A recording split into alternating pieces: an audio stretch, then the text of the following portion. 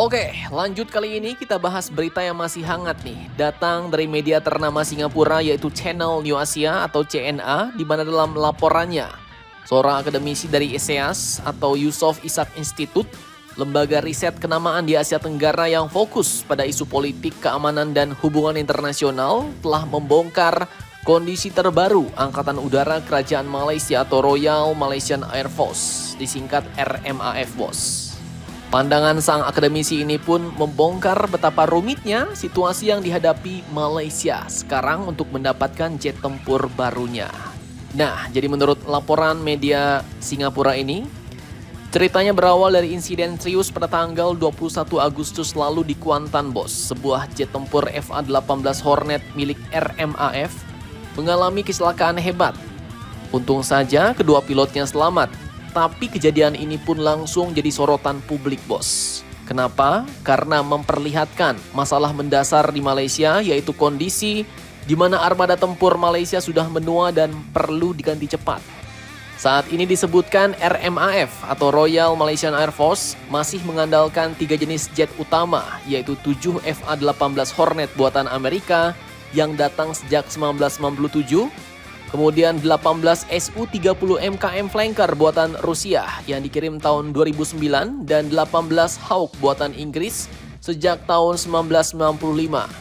Semua pesawat ini dijadwalkan pensiun sekitar tahun 2040-an. Namun amsyongnya, rencana Malaysia untuk membeli 30 Hornet bekas dari Kuwait yang usianya juga di atas 30 tahun kemungkinan besar batal, bos.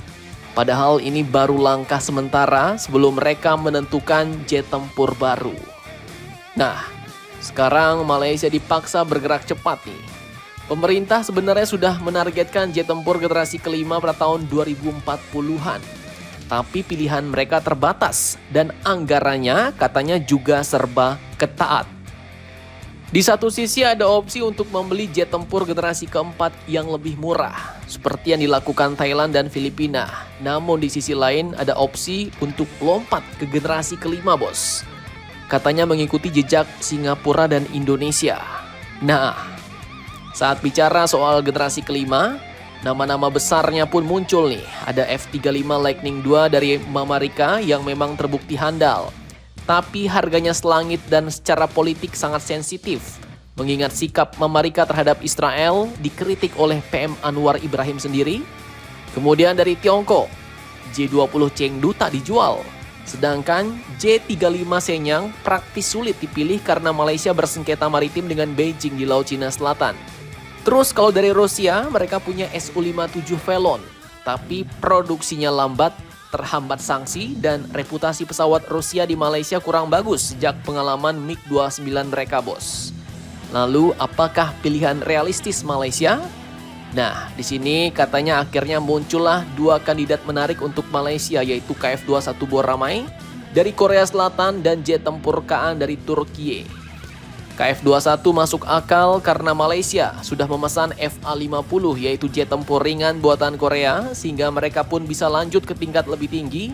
Tapi katanya lagi jet tempur KAN punya daya tarik yang lebih besar bagi Malaysia. Jet tempur generasi 5 Turki ini katanya lebih murah daripada F-35, kemudian lebih maju daripada Su-57, dan Turki sendiri tidak membawa beban geopolitik seperti Amerika dan Rusia. Bahkan tetangganya sendiri yaitu Indonesia sudah lebih dulu katanya memesan 48 unit KAN dan akan memproduksinya bersama Turki di pertengahan tahun 2030-an mendatang, bos. Artinya kalau Malaysia ikut, mereka bisa berbagi biaya produksi, pelatihan, dan pemeliharaan dengan Indonesia. Dan ini sebuah keuntungan strategis besar. Namun ini bukan cuma soal memilih jet tempur, bos. Masalah klasik di Malaysia pun muncul, yaitu disebutlah anggaran. Dengan pengeluaran pertahanan Malaysia cuma 1% dari PDB dan hanya sekitar 1,2 miliar US dollar setahun untuk belanja alutsista baru, maka kini mereka butuh dana raksasa untuk membeli 36 jet tempur pengganti armada Hornet dan Flanker.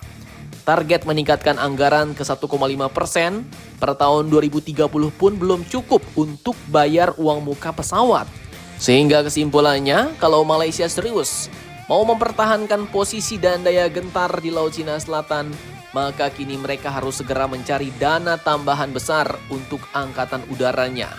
Dan tanpa itu, mereka bakal ketinggalan dari tetangga-tetangganya, bahkan kehilangan daya tawar strategis di kawasan, bos. Nah, itulah hasil analisa yang dikutip dari CNA Singapura dan pandangan akademisi ISEAS dari Yusof Ishak Institute.